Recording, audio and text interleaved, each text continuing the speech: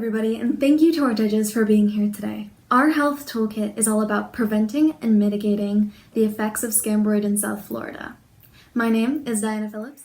Hello, my name is Suryavir Sankineni. Hello, and my name is Caleb Sequenza. Our mission is to educate the citizens of South Florida. We intend to do this by dividing them into two separate populations. The first is going to be the invested. Now, these are individuals who are members of local government organizations or private and commercial organizations. And the idea is that this group of citizens are invested. They want to know and actively prevent the effects of Scombroid. The second is the uninvested population.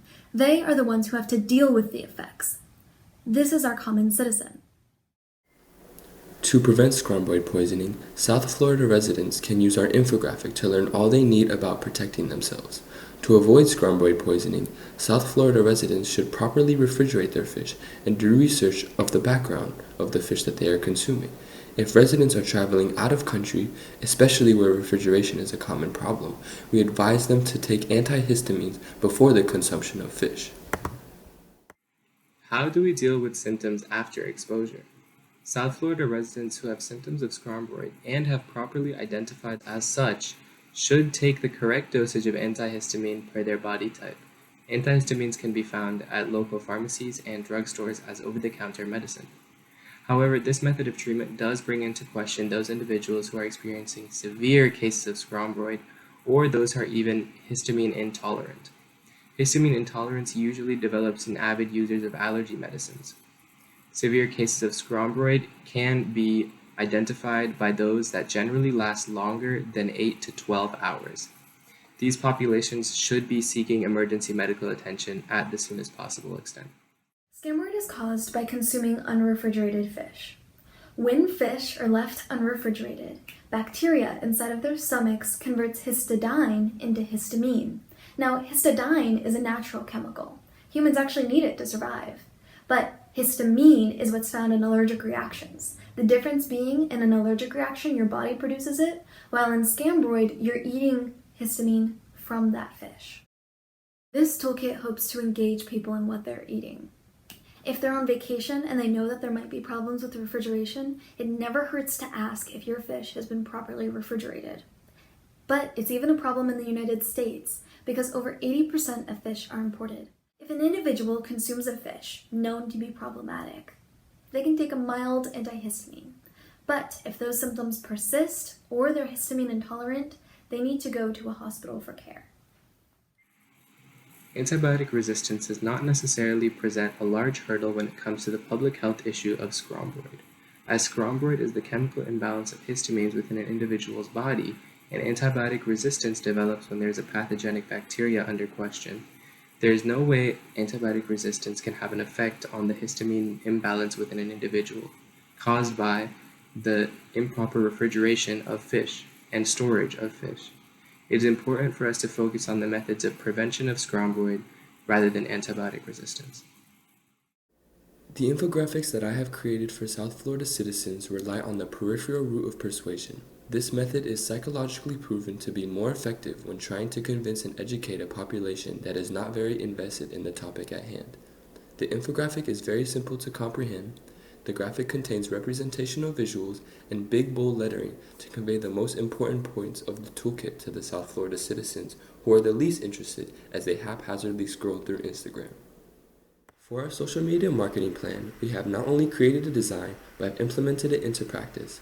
I have created an Instagram account by the name of NSU_Scombroid and have added our infographic as the very first post. After existing for only 4 days, the account currently holds 46 followers and 11 likes on the post. The followers consist of South Florida citizens, fishermen, seafood restaurants, and Miami seafood distributors. The method of obtaining these results came from my plan to follow major South Florida seafood-related accounts and following the people that like the posts from said accounts in the hopes that they follow the Scombroid account back. This ensures that the population of Instagrammers have some degree of seafood influencing their day-to-day and are the perfect target audience for Scombroid poisoning awareness. I am sure that continuing this plan for a longer period of time, the account will gain more recognition within the South Florida community and can have a much more influential impact. I hope that once the account has gained enough popularity, it can be gifted to an organization such as the Florida Integrated Food Safety Center of Excellence, who are currently lacking a power of social media, so they can continue to manage, update, and promote the account on a grander scale, and notify the target population with current information regarding outbreaks of Scombroid, such as known distributors who have current histamine-infested fish products. Now, to talk about our invested population. This is a group of people who are more likely to be convinced by a central route of persuasion, meaning that because they want to know more about Scombroid, they're going to be convinced by facts and articles, whereas the people scrolling through Instagram would learn the information mostly through cues such as color or images. Our plan is to partner with the Florida Integrated Food Safety Center of Excellence. They actually have a YouTube channel and a mission.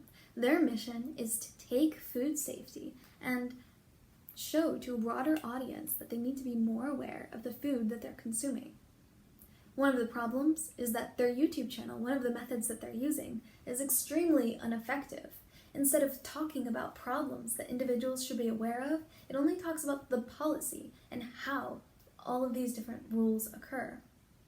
In reality, it's ineffective, and our toolkit hopes to provide a more practical aspect to their mission by making a YouTube video on their YouTube channel and an article on their website which explains what Scombroid is, how to prevent it, and what to do if someone you know receives Scombroid. Our toolkit also wants to provide infographics and a short article to North Star Seafood, one of Florida's largest seafood providers. Not only because they have access to an audience of restaurants and local businesses who could really benefit from this information and proceed to share it with their clients, but also because they're providers to senior citizen centers, and seniors are at the utmost risk for Scombroid. To monitor the success of our toolkit's implementation, we will observe the NSU Scombroid's Instagram statistics and our target collaborators' consideration of our toolkit. There's a straightforward, positive correlation with the effectiveness of our toolkit and the amount of followers and likes that the Instagram account obtains. With time and effort, the amount of followers will increase and more infographics will help diversify information and add to the success of the toolkit.